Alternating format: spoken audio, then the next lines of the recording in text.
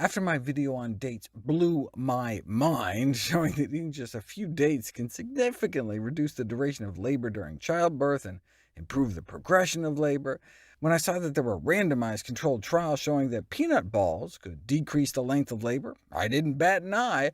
But no, this is the peanut ball they were talking about. But there are some surprising benefits attributed to nuts in randomized controlled trials, like how about a study on the effects of almond consumption on wrinkles? Where'd they even come up with the idea?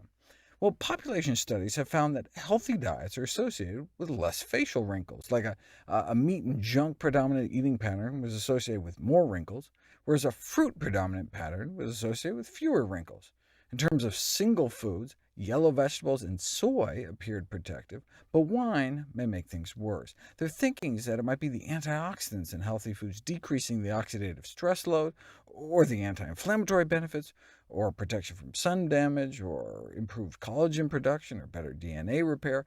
The bottom line is that eating healthier may reduce wrinkling, which could actually save lives if people started eating healthier to maintain a more youthful appearance and get all the chronic disease benefits as a happy side effect.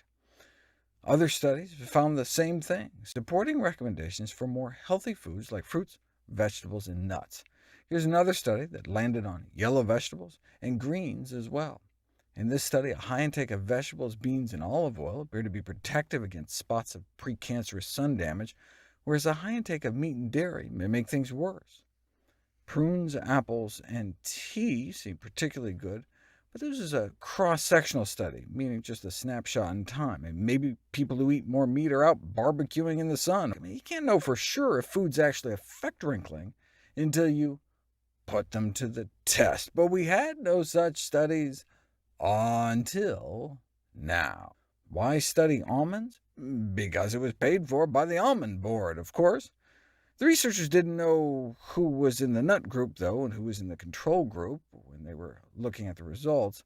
The nut group were given 2 ounces of nuts a day, like 2 palmfuls of nuts, and the control group was instead given nut-free snacks to eat instead, like nut-free granola bars or pretzels.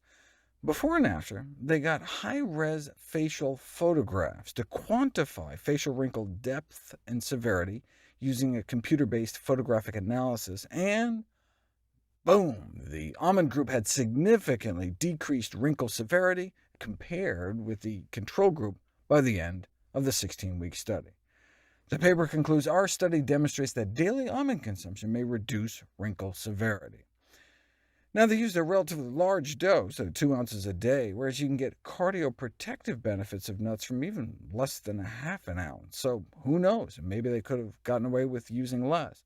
Here's the low-dose nut study they referenced, showing a significant drop in LDL cholesterol within 6 weeks, eating just a few almonds a day. 10 grams is just like 8 almonds a day.